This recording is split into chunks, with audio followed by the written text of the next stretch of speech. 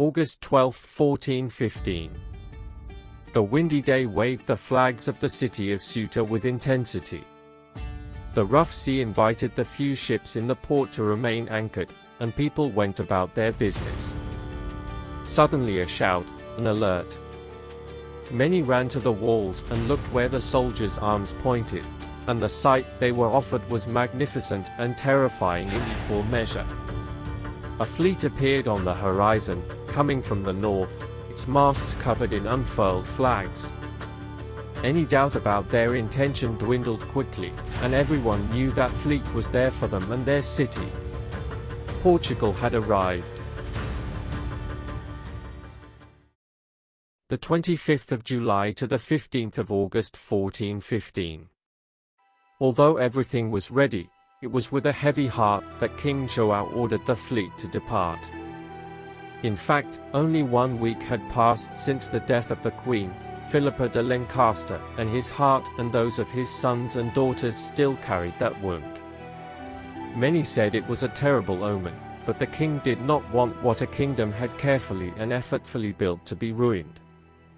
Moreover, on this day, it was 276 years since the Battle of Urique, where Afonso Henriques was acclaimed by his soldiers as the first king of Portugal, something the king considered auspicious. The order was given, the sails unfurled, and the fleet of about 240 ships and 20,000 men set sail towards the goal, Ceuta. The fleet arrived in Algeciras on August 10th, and the next day supplies were loaded, a gift from the Christian governor of the city. From the city, the African coast could already be seen, and the king ordered that the crossing of the isthmus be made the next day. On the 12th, the fleet set sail, but contrary winds dispersed most of the ships, so only a part anchored in front of the walls of Ceuta. Salah ben Salah, the governor of the city, seeing the fleet gathering in the bay to the north, understood the danger that hung over his dominions. He quickly sent messengers to allied cities to ensure reinforcements and received messages that showed he would have them. About 10,000 soldiers would soon reinforce the defense of the city, putting additional pressure on the Portuguese plan.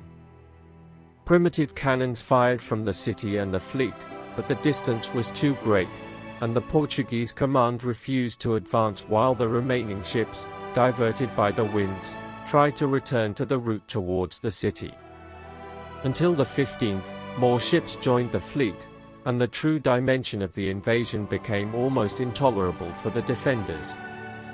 Some groups of Portuguese soldiers disembarked in remote locations to assess the terrain and possible landing sites, but quick sorties by the defenders forced them to withdraw to the ships. To make matters worse for the invaders, a storm struck the fleet, and once again, it dispersed, most sailing north towards Algeciras. The defenders saw the Portuguese escape as a victory, and Salah ben Salah breathed in relief. In fact, he became so convinced that the fleet was no longer a real threat that he dismissed the reinforcements that had arrived in the city, as the capacity to absorb the 10,000 within the walls had become impossible. The soldiers from nearby cities caused disorder and problems with the population, and the citizens demanded that they or the governor be expelled. The governor ordered the soldiers to withdraw, a mistake he would bitterly regret. August 15th to the 20th.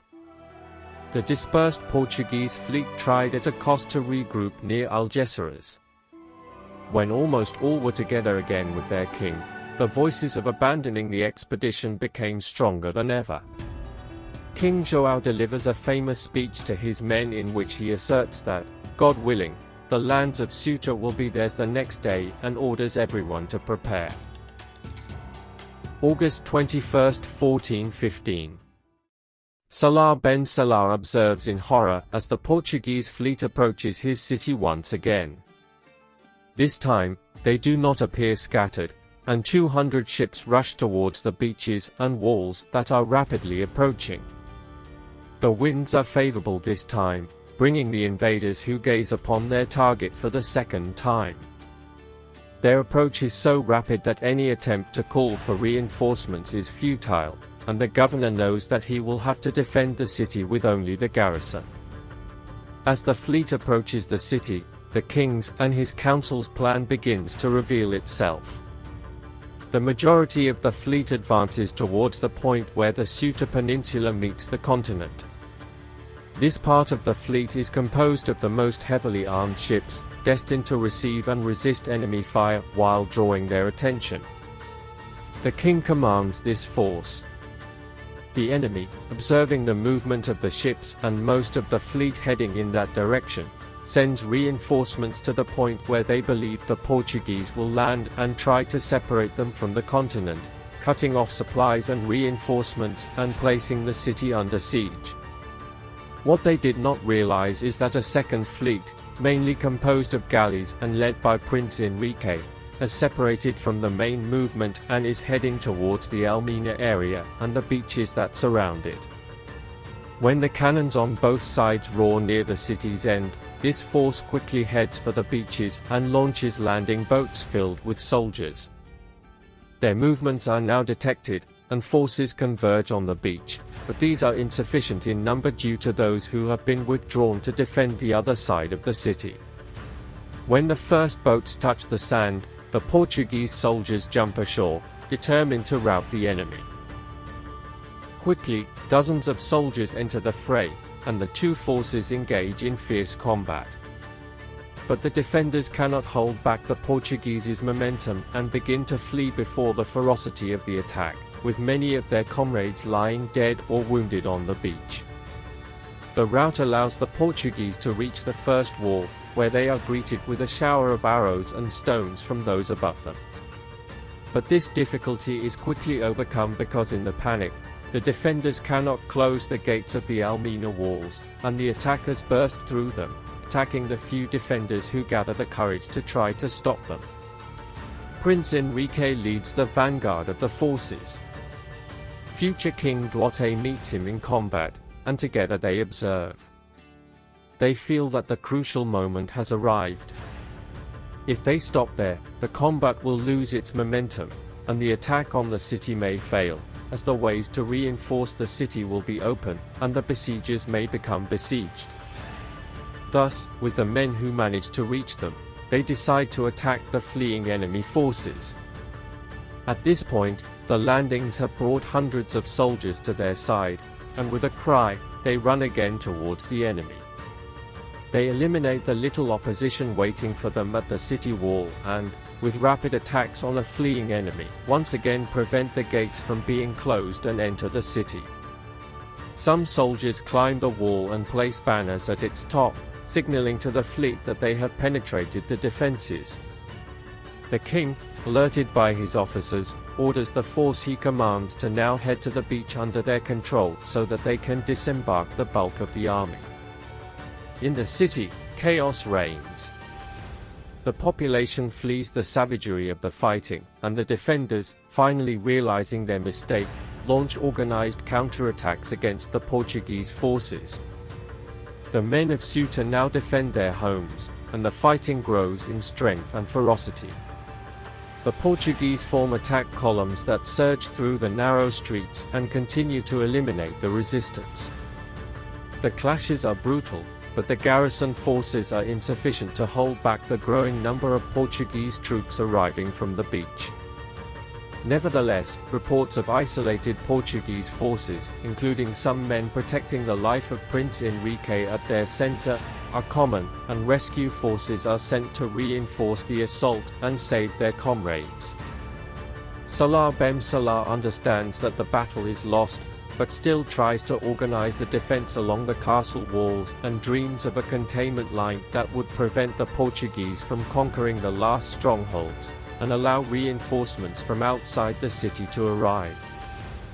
The battle for Ceuta extends itself into the afternoon, and the Portuguese, seeing the city forces retreating, begin to loot everything that has not been destroyed. This breakdown in discipline allows the governor's troops to launch successful counterattacks in many places, causing the Portuguese troops to scatter and retreat. At this point, The inspiration of the Portuguese captains and commanders, who reformed the columns and began to repel the attacks, was invaluable as they continued to advance towards the Moorish castle. As the light begins to fade with the end of the day, Salah ben Salah's hope also disappears with the reports of what remains of his force, which retreats to the relative safety of the castle walls. His counselors advise him to withdraw, and the resigned governor agrees and orders the city to be abandoned. There is still some light when the Portuguese forces reach the castle walls and are surprised when they do not see soldiers on top. The castle seems abandoned, and this information is transmitted to the king, who is already with the troops inside the city.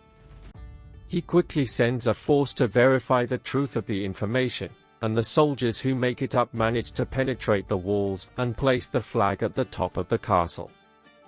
The conquest of Ceuta is over.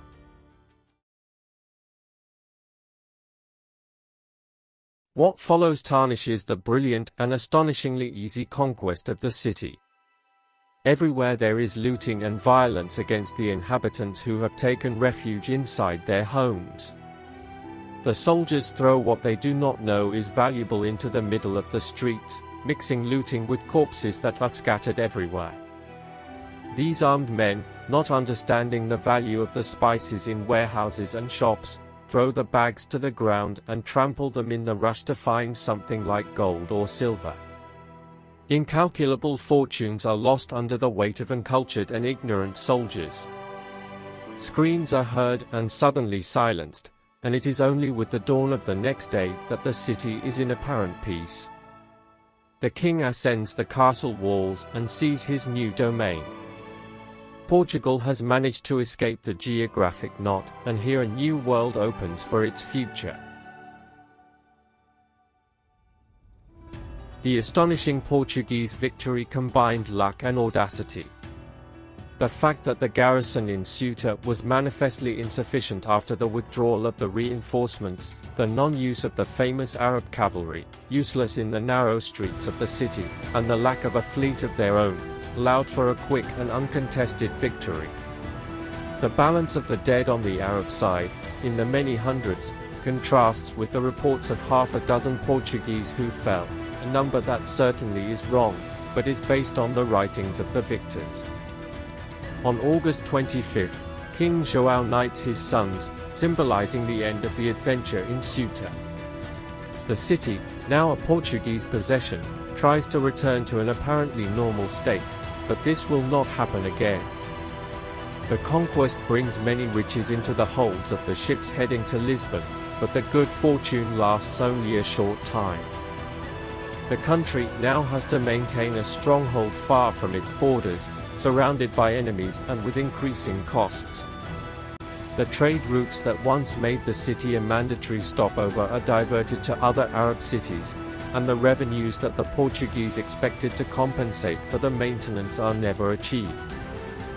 Despite this, Ceuta remained in Portuguese hands for about 230 years and was an important center of the maritime expansion that followed, and the city flag still bears the Portuguese royal coat of arms to this day.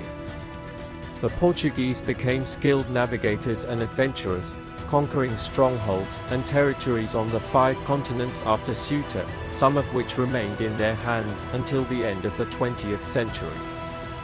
Furthermore, their example allowed other nations to also want a share of the world's spoils, and the age of discoveries began. Old Europe was no longer alone. Thank you for watching. If you liked the videos, please subscribe to our channel, it will help immensely. Click also the like button. We will bring fresh content soon.